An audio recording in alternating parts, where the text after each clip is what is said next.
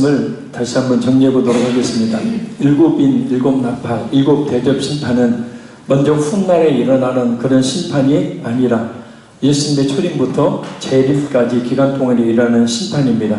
그래서 점진적으로 조금씩 더 강조점을 달리하면서 같이 일어나는 심판을 말합니다. 순차적으로 곧 한 심판이 끝나면 다른 심판이 시작된다는 얘기가 아니라 일곱인, 일곱 나팔, 일곱 대접 심판이 같이 일어난다는 겁니다. 그리고 그 심판은 지금 일어나고 있다라는 겁니다.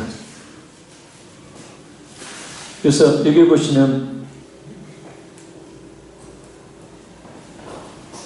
일곱인, 일곱 나팔, 일곱 대접 심판이 있는데 예수님의 초림부터 예수님의 재림 사이에 일어났고 일어나고 있고 앞으로도 일어날 사건들, 그런 하나님의 심판들, 그러니까 심판이 지금 일어나고 있다는 사실을 말합니다. 그 심판은 점진적으로 더욱더 강해지게 됩니다. 한 심판이 끝나고 다른 심판이 있는 것이 아닙니다. 그러면 오늘 또 우리가 살펴볼 8장과 9장에 나오는 일곱 나팔 심판에 대해서 개괄적으로 다시 한번 살펴보도록 하겠습니다.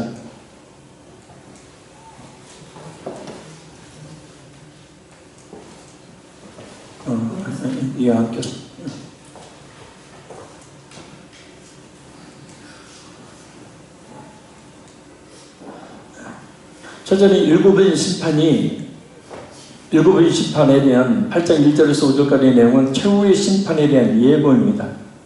그리고 8장 7절에서 12절까지는 처음 네 나팔 심판이 한꺼번에 나오고요. 이 네 나팔 심판은 자연계의 심판입니다. 그 다음에 13절에서 9장 11절까지는 다섯째 나팔 심판인데 내용은 사탄적 메뚜기 심판입니다. 그 속을 헤아릴 수 없는 수많은 악한 영들을 향한 심판이죠. 여섯째 나팔 심판은 12절에서 21절까지로 여기도 마찬가지로 사탄적 기병대 심판을 말합니다. 그래서 우리가 살펴볼 내용은 처음 네 나팔 심판, 곧 자연계의 심판, 우리가 살고 있는 이 지구 또 우주에 대한 하나님의 심판입니다. 그래서 그 내용에 있어서 처음에 살펴보았던 그런 네 개의 심판과 유사합니다. 그리고 구성에 있어서는 후에 살펴보겠지만 처음 네 개의 대접 심판, 곧 땅, 바다, 강, 물샘, 하늘의 그 심판이 가해진다는 점에서 유사합니다. 먼저 알아야 될 것이 있습니다. 일곱 나팔 심판이 애굽의 10가지 재앙을 배경으로 하고 있다는 겁니다. 출애굽의 10가지 재앙이 이스라엘 백성들을 대상으로 하는 것이 아니라 애굽 사람들에 대한 심판의 성격을 가진 것처럼 일곱인, 일곱 나팔, 일곱 대접 심판 역시 그 대상이 성도가 아닌 원수들을 가리킵니다. 할렐루야. 가장 첫 번째는 악한 마귀고, 그리고 그 하수인들인 타락한 천사들이 귀신들, 그리고 그들의 유혹에 넘어가 수많은 사람들을 잘못된 길로 인도하고 있는 거짓 선지자들, 그들에게 속아서 헛된 종교에 빠지고 또한 예수님을 믿지 않는 불신자들이 그 심판의 대상입니다. 그래서 지금 믿지 않는 사람들이 죽고, 우리가 지난번에 살펴봤듯이 전쟁이라든지 내란이라든지 여러 가지 사건 사고를 통해서 그 사람들이 죽어 지금 어디 가고 있어요? 영원한 지옥으로 던져지고 있죠. 그래서 그 하나님의 심판은 지금도 진행이 되고 있어요. 할렐루야. 그런데 우리 믿는 성도에게는 심판이 임하지 않습니다. 이미 예수님을 믿는데 하나님께서 심판하시지 않기 때문입니다. 또한 출애굽의 10가지 재앙이 이집트 사람에게는 심판이었지만 이스라엘 백성들에게는 애굽에서 나오는 적 거꾸리 흐르는 가나안 땅으로 들어가는 구원의 계기가 되었듯이 요한계시록에 나오는 세 개의 심판 시리즈의 목적도 세상에 대한 심판을 통한 궁극적인 하나님의 백성의 구원입니다. 따라서 성도들은 요한계시록에 나오는 심판 시리즈를 하나님의 그 공의가 이 땅에 온전히 이루어지는 하나님의 전체 구속계획의 일부라는 사실을 알아야 합니다. 최후의 심판과 구원을 이루어 가시는 하나님의 주권을 온전히 신뢰해야 합니다. 잊지 마십시오. 하나님의 심판이 지금 행해지고 있다는 사실. 무서운 심판 그 자체가 그러나 목적이 아니라 성도들의 구원을 위해서 심판을 하시는 겁니다. 애굽을 심판해야 애굽에서 이스라엘 백성들을 출애굽시키듯이 바로 무서운 이 세상을 향한 심판이 있어야 바로 성도들의 구원의 역사가 일어나기 때문에 그래서 출애굽에서 좌우문설주와 임방에 어린 양의 피를 바른 이스라엘 백성들에게는 아무 일이 없었잖아요. 그렇죠? 그들에게는 아무 일이 없었습니다. 애굽 사람들에게만 심판이 행해졌어요. 그것처럼 사탄을 비롯한 그의 하수인들과 불신자들이 심판의 대상이지 확실한 믿음을 가진 성도들은 심판의 대상이 아니에요. 7년 대환란을 이야기하고 엊그저께도 저희 집 앞에 보니까 그 유인물이 왔는데 666표 받으면 지옥,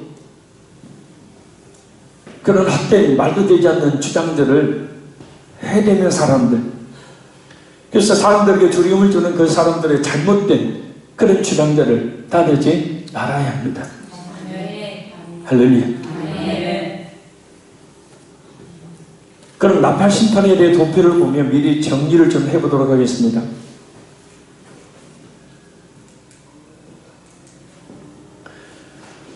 첫째에서 넷째 나팔 심판에서 그 심판의 도구는 자연계입니다.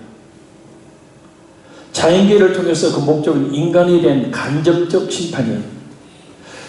그러니까 쉽게 말하면 우리 개인에게 이 말씀을 꼭 바르게 적용한 것은 아니지만 우리 자신의 예를 들어보면 하나님 우리 개인에게 어떤 환경의 어려움들을 주었을 때 우리가 더욱더 하나님을 찾는 것과 마찬가지예요. 할렐루야. 건강 이상이라든지 물질의 문제라든지 자녀의 대인관계 문제, 이런 문제를 줘야만이 인간이라는 존재는 하나님을 찾아요. 그럼 하나님 안 찾습니다. 편안하고 잘 먹고 잘 사는데 누가 하나님을 찾아요? 이동희 목사님과 그 식당에서 먼저 제가 이제 모시고 가서 모셔와가지고 식당에서 좀 10분 일찍 도착해서 여러 가지 이야기를 나누는 그때 설교 시간에도 이야기하셨지만 한국교회가 추락하고 있다. 제가 물었습니다. 목사님 그 이유가 뭘까요? 배가 부르니까 그러죠. 배가 부르니까 그러죠. 나름대로 잘 먹고 잘 사니까 굳이 하나님을 의지해야 돼. 그 선교사로 헌신하는 사람들이 많이 줄었답니다. 그래서 선교사를 훈련시켜서 파송하는데 많은 어려움이 있대요. 지원을 안 하니까. 저희 교단 같으면 교단만 해도 한국에서 제일 큰 장로교 교단인데도 불구하고 신학생 수가 갈수록 급속도로 줄어들고 있습니다. 뭐라고 신학 공부해? 가장 힘들다는 목회 뭐라고 해? 사명의식들이 갈수록 줄어들고 있죠. 그래서 하나님께서 뭐냐면 자연계를 심판하여 환경을 심판하시면서 인간에 대한 간접적인 심판을 행하시는 거예요. 그러니까 이때 깨달아야 되는 게 이때. 할렐루야. 만약에 진실한 믿음을 가지고 있지 못하다면 내 환경에 어려움들이 올 때 그것은 곧 하나님이 나에게 진실한 믿음을 갖도록 하기 위한, 하나님을 찾도록 하기 위한 뜻이라는 사실을 명심하고 하나님께 돌아봐요. 근데 사람이란 지푸라기라도 붙들 만한 것이 있으면, 내 말을 들어줄 만한 사람이 있으면, 뭔가 의지할 만한 것이 있으면 절대 하나님 찾지 않습니다. 다섯째에서 여섯째 나팔 심판은, 심판의 도구는 악한 영들이에요. 악한 영들이, 이 귀신들이, 이 곤충 권세를 잡고 있는 악한 영들을 통해서 인간에 대한 직접적인 심판을 행하시는 거예요. 그래서 악한 영에 사로잡힌 자들이 죄악 가운데 깊이 빠지고, 악한 영에 사로잡힌 자들이 이단에 빠지고, 악한 영에 사로잡힌 자들이 예수 그리스도를 믿지 않고, 악한 영에 사로잡힌 자들이 이 세상에 예수님을 모른 채 하며 살다가 결국은 바로 지옥으로 멸망을 당하는 거예요. 그래서 이것을 명심하세요. 첫째에서 넷째 나팔 심판의 도구는 자연계예요. 우리가 살고 있는 이 지구 우주의 환경들 말이 엉망진창이잖아요. 갈수록 더욱더 그렇게 되잖아요. 다섯째, 여섯째는 악한 영들을 통해서 지금 심판하고 계시고. 자, 그럼 첫 번째 나팔 심판에 대해 살펴봅니다. 첫째 나팔 심판의 대상은 땅입니다. 땅. 6절, 7절 읽겠습니다. 2절 시작. 일곱 나팔을 가진 일곱 천사가 나팔 불기를 준비하더라. 첫째 천사가 나팔을 부니 피 섞인 우박과 불이 나와서 땅에 쏟아지매 땅의 3분의 1이 타버리고 수목의 3분의 1도 타버리고 각종 푸른 풀도 다 버렸더라. 아멘. 먼저 이 6절은 나팔 심판의 도입 부분이고 7절은 첫 번째 나팔 심판을 소개합니다. 2절에서 일곱 천사가 받은 일곱 나팔을 불기 위해서 지금 준비해야 되기 때문이에요. 첫째 천사가 나팔을 부니 피 섞인 우박과 불이 나와서 땅에 쏟아져 땅의 3분의 1이 타버리고 수목의 3분의 1도 타버리고 각종 풀도 타버립니다. 이 첫째 나팔 심판은 애굽의 10가지 재앙 중 우박과 불이 내려서 이집트의 땅의 모든 수목과 나무가 죽은 7번째 재앙을 그 배경으로 합니다. 출애굽기 9장 22절에서 25절 말씀 읽어드립니다. 여호와께서 모세에게 이르시되 너는 하늘을 향하여 손을 들어 애굽 전국에 우박이 애굽 땅의 사람과 짐승과 밭의 모든 채소에 내리게 하라. 모세가 하늘을 향하여 지팡이를 들매 여호와께서 우레 소리와 우박을 보내시려 불을 내려 땅에 달리게 하신 여호와께서 우박을 애굽 땅에 내리시매 우박이 내림과 불더미가 우박에 섞여 내림이 심히 맹렬하니 나라가 생긴 그때부터 애굽 온 땅에는 그와 같은 일이 없었더라. 우박이 애굽 온 땅에서 사람과 짐승을 막론하고 밭에 있는 모든 것을 쳤으며 우박이 또 밭의 모든 채소를 치고 교대의 모든 나무를 꺾었으되. 아멘. 차이점은 출애굽의 7째 재앙이 우박이 중심이었다면 첫째 나팔 심판은 불이 더 중요한 역할을 합니다. 또한 7째 재앙에서는 초목과 풀만이 아니라 사람과 짐승도 피해를 입었다면 첫째 나팔 심판은 수목과 풀의 피해 상황만을 묘사합니다. 왜냐하면 처음 4개의 나팔 심판의 강조점이 자연계에 있기 때문입니다. 자, 그래서 7째 재앙은 그 중심이, 재앙의 중심이 심판의 도구 우박이죠. 그래서 우박이 내리니까 초목, 풀, 그리고 사람과 짐승이 죽습니다. 첫 번째 나팔 심판에서 그 심판의 중심은 불이었죠. 그래서 이 불이 수목과 모든 풀들을 태워버립니다. 우리는 가끔 대형 산불이 나서 엄청난 피해를 겪곤 합니다. 이런 것들을 극단적으로 확대시켜 보시기 바랍니다. 예를 들어서 산불이 나서 우리나라 국토의 3분의 1이 불타버렸다고 생각해 보십시오. 나무들과 풀은 물론이거니와 그 안에 살고 있는 동물들이 큰 피해를 입게 됩니다. 결국 그것은 인간에게도 큰 재앙으로 돌아오게 됩니다. 한번 불이 타서 그 불에 탄 산이 다시 회복되는 데는 몇십 년이 걸린다고 합니다. 근데 그 피해를 고스란히 사람들이 다 입게 되는 거예요. 여기서 우박을 순복음교회 모 목사는 수소폭탄이라고 말도 안 되는 주장을 했고, 신천지에서는 불같은 예수님의 피의 말씀으로 진노한 재앙이라고 이야기를 합니다. 전혀 그렇지 않습니다. 그냥 우박일 뿐입니다. 성경의 전후 문맥을 생각하지 않고 무조건 어떤 말에 상징이나 의미가 있다고 여기고 성경을 해석하는 것이 알레고리 해석입니다. 영해라고 이야기를 하죠. 한문으로. 아주 위험한 그런 성경 해석 방법입니다. 근데 영적으로 그렇게 해석을 해버리니까 모든 단어나 모든 것에 다 의미가 있다고 생각을 하고 해석을 하니까 얼마든지 거기에 자기 생각을 집어넣을 수가 있는 거예요. 주의해야 합니다.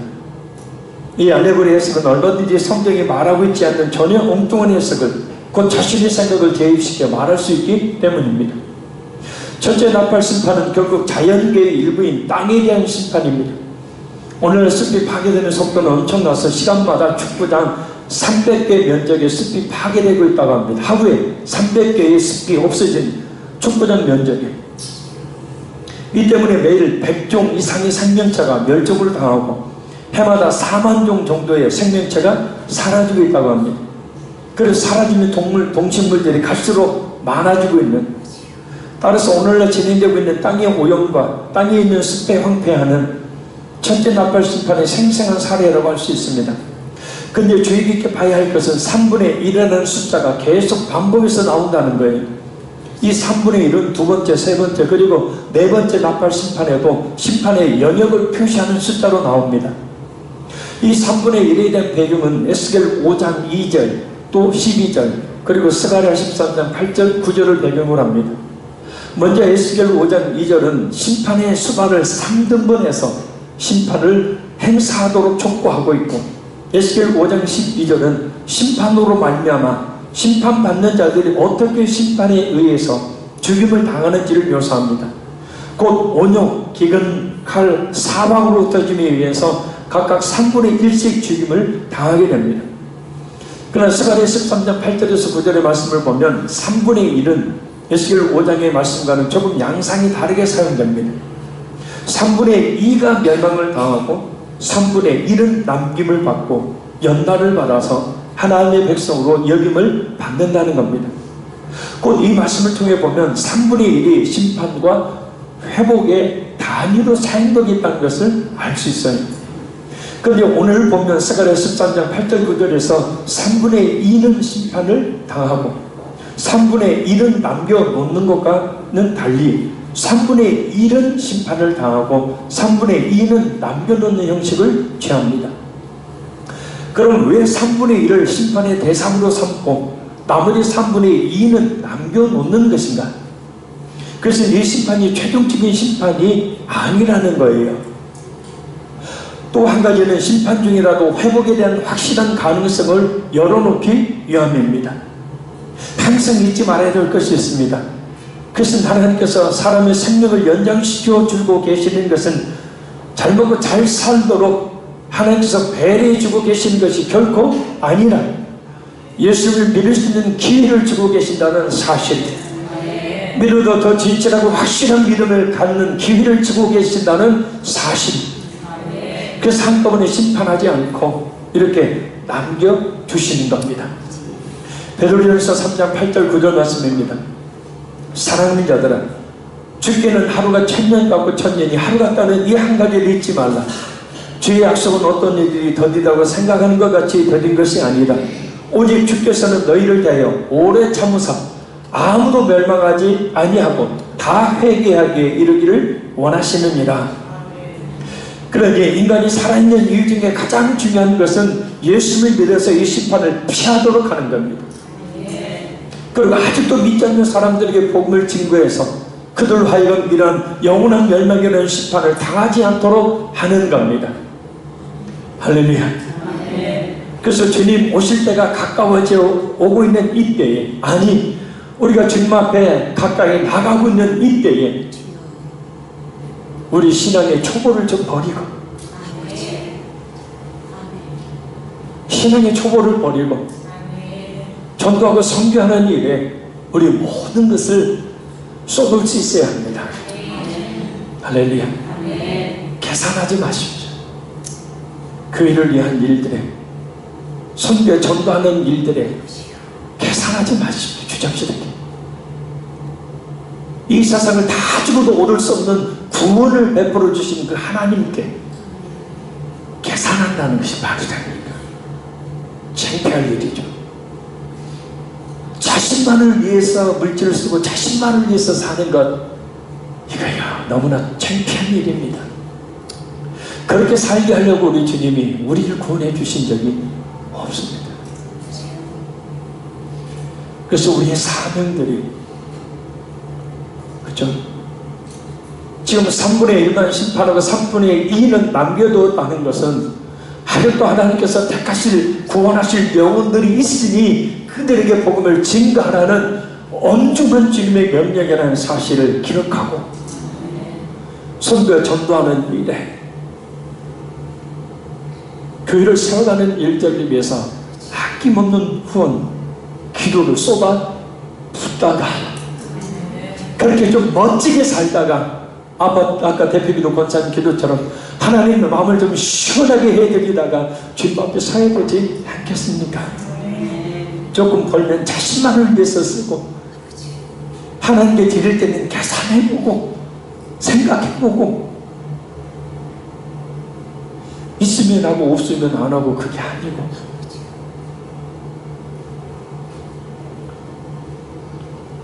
전라남도 말로 한번 따라합니다. 추접스럽게 살지 말고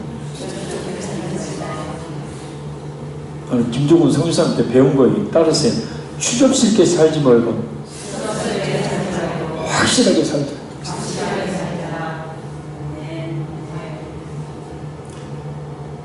생각을 해보세요. 하나님의 아들이 죽으셨어요. 누구를 위해서요? 이 벌러맨도 지금말도 못한 이 썩어 죽어진 지옥에 제일 밑바닥에 들어가야 돼. 나를 위해서 하나님 십자가에 죽으셨어요. 그 하나만 생각해도 어찌 자신만을 위해 살 수 있겠습니까? 그죠? 주님이 홀로 가신 그 길 나도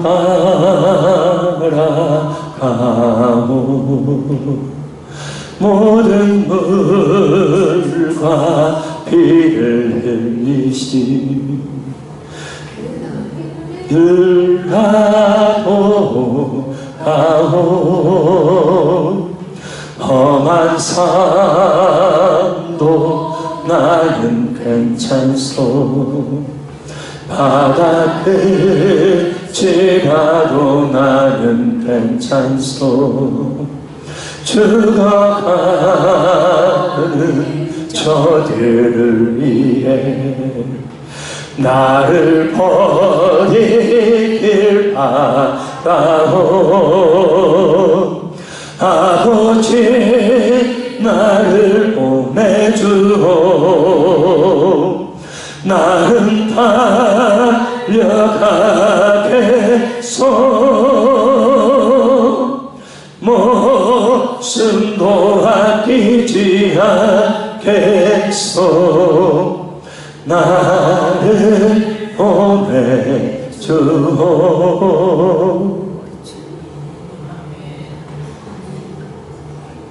그래서 이동 목사님이 두 가지 의미의 이야기를 했죠. 안디옥교회는 텅텅 비게 해주시고 천국은 꽉 차게 해주시라고. 왜요? 화평교회는 텅텅 비게 해주시고 천국은 가득 차게 해주세요. 무슨 얘기입니까? 다 전도하러 나가서 다 선교하고 복음 증거하러 나가서 교회가 텅텅 비어있고 근데 막 천국은 그 전도가 선교를 받는 사람들이 영혼으로 가득 차는 그 의미 하나 아니겠습니까?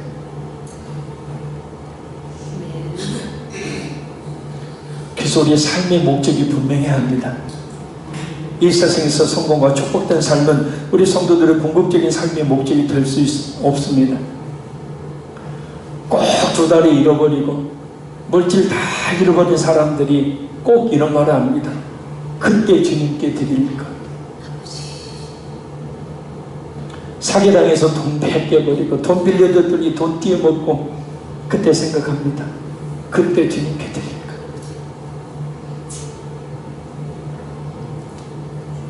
성공과 축복만 바라고 사는 것은 에베소서 2장 2절 말씀처럼 이 세상 주관자의 낙한 마귀가 뿌려놓은 세상의 잘못된 풍속이니 모두 속지 말아야 합니다.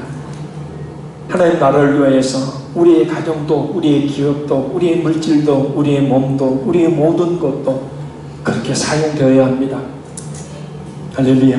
아멘. 그 사명 감당하다가 주님 앞에 서면 그 주님의 표정으로 알 수 있겠죠. 둘째 나팔 심판의 날 살펴봅니다. 둘째 나팔 심판의 대상은 바다입니다. 8절에서 9절입니다. 같이 읽습니다. 둘째 천사가 나팔을 부니 불붙는 큰 산과 같은 것이 바다에 던져지며 바다의 3분의 1이 피가 되고 바다 가운데 생명 가진 피조물들의 3분의 1이 죽고 배들의 3분의 1이 깨지더라. 아멘. 둘째 나팔 심판은 예레미야 15장 25절과 출애굽기 7장 20절에서 21절에 말씀하고 있는 나일강이 피로 변한 하나님께서 애굽에 내리신 첫째 재앙을 배경으로 바다에서 발생하는 재앙을 묘사합니다.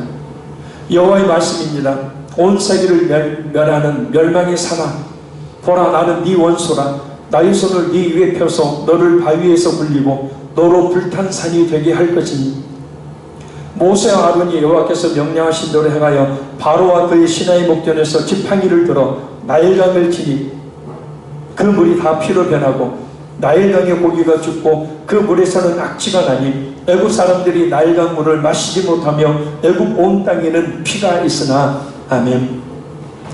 예레미야 51장 25절 말씀의 배경은 이방 나라인 바벨론에 대한 멸망을 선포하시는 말씀입니다. 오늘 본문의 큰 산은 바로 바벨론으로 대표되는 세상 나라들을 말합니다.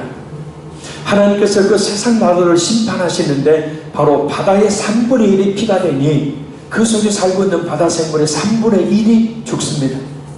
불붙는 큰 산과 같은 것이 바다에 떨어지기 때문에 바다의 3분의 1이 피가 되는 것이 아니라 애굽의 첫째 재앙인 나일강의 피의 재앙이 모세와 아론이 지팡이로 강을 쳤기 때문이듯이 둘째 나팔이 불자 이와 같이 바벨론이라는 거대한 나라가 멸망을 당하듯이 바다의 3분의 1의 심판을 받아서 그 안에 살고 있는 생물이 모두 죽는다는 뜻입니다. 바다 생물들 3분의 1이 죽는 재앙은 결국 그 바다 생물을 잡아먹고 사는 사람들에게 그 피해가 고스란히 넘어가기에 그 고기를 잡는 배의 3분의 1이 깨지는 일이 발생합니다. 뭐냐면 고기를 잡을 고기가 없어서 배가 쓸모없게 되는 것을 이야기하기 때문이에요. 배가 깨진다는 얘기가 아니라 고기를 잡아야 되는데 잡을 고기가 없으니까 배들이 다 항구에 정박되어서 계속해서 녹슬고 계속해서 낡아서 쓸모 없을 정도가 된다는 거예요. 결국 뭐냐면 자연계의 재앙이 말이에요. 어디에서 뭐 자연계의 재앙이 일어나면 막 올랐잖아요. 오징어 그렇게 올랐다가 내렸고 광어 먹기 힘들었는데 지금 거의 뭐 그냥 바닥을 쳤대요. 바다가 피로 변한다는 것은 바다가 심각하게 오염되는 것을 말합니다. 2007년 태안 앞바다 기름 유출 사고로 인해서 바다가 죽는 것이 엄청난 얼마나 끔찍한 일인지 생생하게 경험한 적이 있습니다. 잡을 고기가 없어지고 어필리도 모듈이 폐살라해서 어민들이 고기배를 띄우지 못하고 망연자실한 상태가 되고 심지어 자살하는 사람까지 발생했고 얼마 전까지만 해도 그 피해가 계속되고 있는 경험을 하고 있습니다. 뉴스 유조선 기름 유출 사고로 고기들이 떼죽음을 당하는 일들이 있었고 일본 후쿠시마 원전수 유출로 그 인근 바다의 고기들이 방사능에 오염되어서 수많은 사람들이 피해를 입는 사건을 우린 지금도 경험하고 있습니다. 그리고 전 세계적으로 이런 바다 오염으로 인한 피해가 엄청나서 많은 사람들이 피해를 입는 일들이 일어나고 있습니다. 바다의 오염은 바다 생물의 멸종을 초래하고 그 바다에서 생기를 유지하는 사람들에게는 재앙이 되고 그리고 잡을 고기가 없어 배들이 나가지 못하고 바다에가에서 쓸모가 없어져 나들고 있습니다. 이것이 바로 둘째 나팔이 불어서 바다에 임한 하나님의 심판. 그 심판이 지금도 행해지고 있으니 우리는 더욱더 확실하고 진실한 믿음을 가져야 됩니다. 셋째 나팔 심판에 대해서 살펴봅니다. 셋째 나팔 심판의 대상은 육지 내에 있는 물입니다. 물. 10절에서 11절 같이 읽습니다. 셋째 천사가 나팔을 부니 횃불같이 타는 큰 별이 하늘에서 떨어져 강들의 3분의 1과 여러 물샘에 떨어지니 이 별 이름은 쓴쑥이라. 물의 3분의 1이 쓴쑥이 되면 그 물이 쓴 물이 되므로 많은 사람이 죽더라. 아멘. 셋째 나팔 심판도 둘째 나팔 심판처럼 애굽에 내린 재앙을 그 배경으로 합니다. 횃불같이 타는 큰 별은 하늘에서 떨어지는 운석으로 단순한 자연 재앙을 말합니다. 그리고 이것이 하늘에서 떨어진다는 것은 종말적 심판을 말해요. 왜냐? 종말에 하늘의 별들이 떨어지기 때문이 마지막 일어나는 심판의 징조가 그거죠. 그런데 이 별이 쑥이라고 불리는데 쑥과 같은 역할을 해서 강과 세모의 3분의 1을 오염시킨다는 뜻입니다. 쑥은 아주 쓰죠. 그래서 큰 별이 하늘에서 떨어지는 종말의 때가 오면 물이 쓰기 쓴 쑥이 되는, 쉽게 말하면 물의 오염 때문에 많은 사람들이 죽게 된다는 거예요. 쑥별을 어떤 진역의 목사는 색인탄이라고 얘기했고, 신천지에서는 배두한 목자가 사탄의 음행의 포도주를 먹이는 것이라고 말했습니다. 신천지의 잘못됨을 깨닫고 돌아와서 신천지의 화상을 알리고 있는 신현욱 목사님과 같은 개종자들을 공개적으로 지칭하는 말이 쑥별입니다. 자신들 위주로 편하게 짜맞추는 허무맹랑한 그런 해석을 하고 있는 거죠. 물은 사람이 살아가는 데 있어서 가장 필요한 것으로 생명의 원천입니다. 강과 하천을 중심으로 마을과 도시가 형성된 것은 물을 쉽게 얻기 위해서입니다. 애굽의 첫째 재앙인 나일강만 피로 변하여 먹을 수 없는 상태였지만 셋째 나팔 심판은 이런 물의 오염이 전 세계적인 차원에서 확대되어서 일어남을 이야기해요. 전 세계에 있는 모든 강과 시내와 샘들의 3분의 1 정도가 오염에 되어서 마실 수 없다는 그런 생각을 한번 해보시기 바랍니다. 끔찍한 재앙이죠. 자, 현재 그 전 세계 인구 중에 무려 11억 명 이상이 깨끗한 물을 제공받지 못하는 상태로 살고 있다고 합니다. 연간 500만 명 이상이 물 부족과 물 오염으로 인해 목숨을 잃어가고 있다고 합니다. TV에 보셨죠? 작은 웅덩이에 고여있는 아프리카 쪽에 흙탕물을 두고 짐승들이 몰려와서 그 물을 먹으면서 발짓 밟고 들어가 흙탕물을 만들고 거기에서 배설을 하고, 사람들이 물이 없으니까 그 더러운 물들을 그대로 그 자리에서 벌컥벌컥 마시다가 각종 질병에 걸려 죽어가고 있는 모습. 육지내의 물의 오염은 심각한 상태에 도달해 있습니다. 여튼 사실은 넷째 나팔 심판이 지금 임하고 있다는 증거들이에요. 할렐루야. 물 아끼십시오. 아멘. 양치질한테 틀어놓고 치크치크 하지 마시고, 끄고 세수할 때도 얼굴 막 문지르면서 틀어놓고 하지 말고, 문지를 때는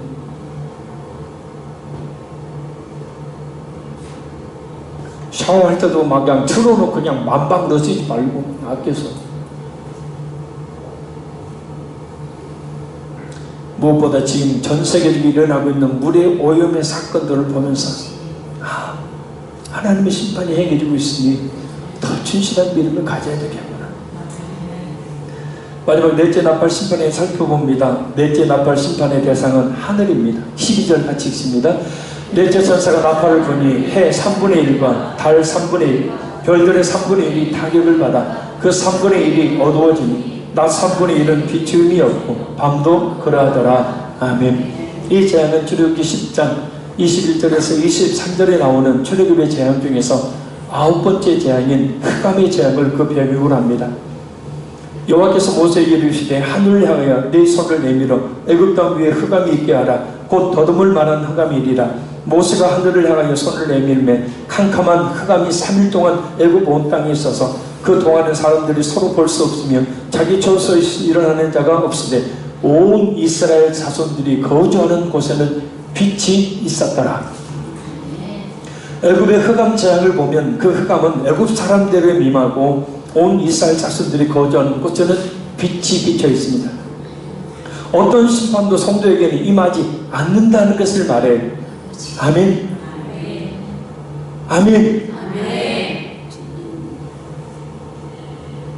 해, 달, 별은 하늘에 있는 천체들, 이 지구의 삶과 아주 밀접한 관계가 있습니다.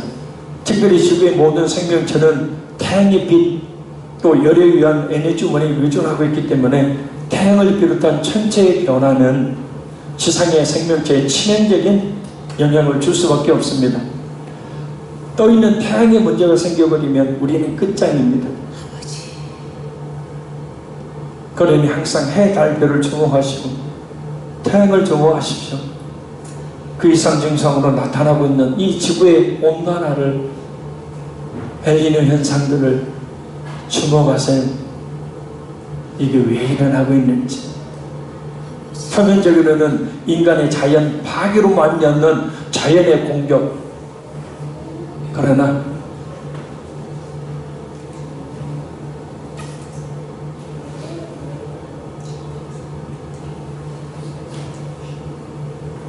하나님은 자연계를 심판하심을 통하여 간접적으로 인간을 심판하고 계신다는 거예요. 지금 말입니다. 결론적으로 말씀드립니다. 요한계시록의 총 4의 나팔 심판은 출애굽 당시 애국에 임했던 여러 가지 자연 재앙이 전 지구적인 규모로 확대된 것을 말합니다.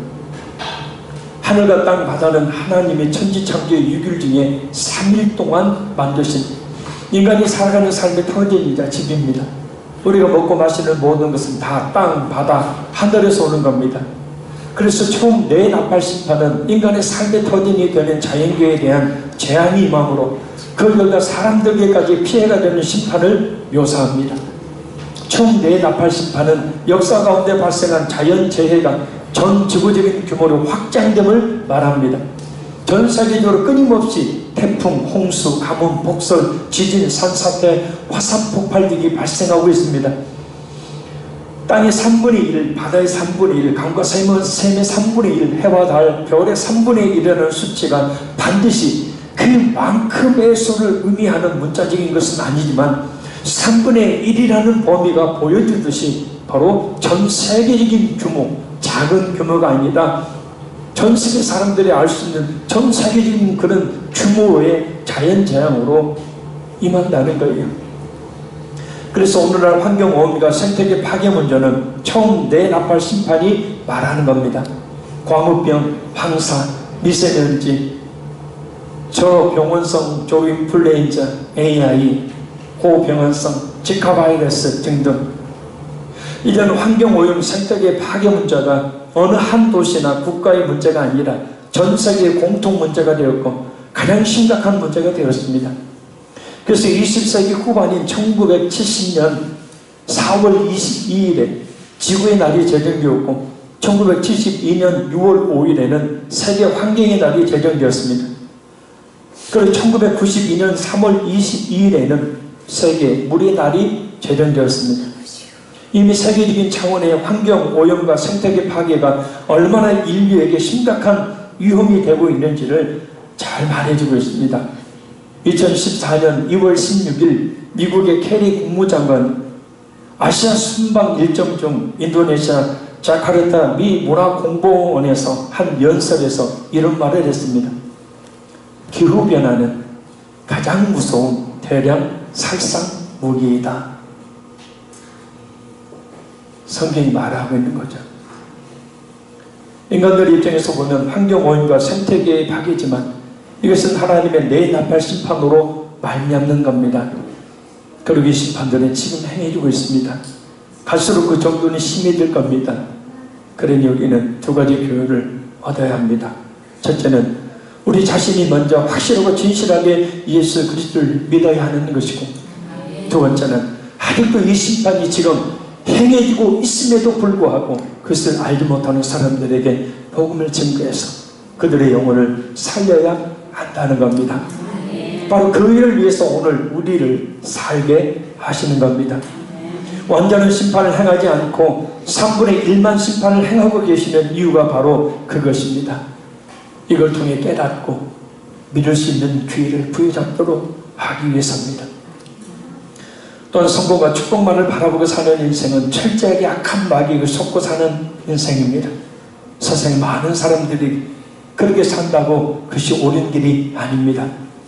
악한 마귀라는 놈은 사람들이 제일 좋아하는 성공과 축복이라는 것을 미끼로 내밀며 그렇게 땅만 바라보고 살게 만들어 진정 하나님을 보지 못하도록 만들고 있기 때문입니다. 네가 하나님과 재물을 겸하여 섬기지 못할지니 부자가 천국에 들어가는 것이 낙타가 바늘길을 통과하는 것보다 더 어려우니 속지 알아야 합니다.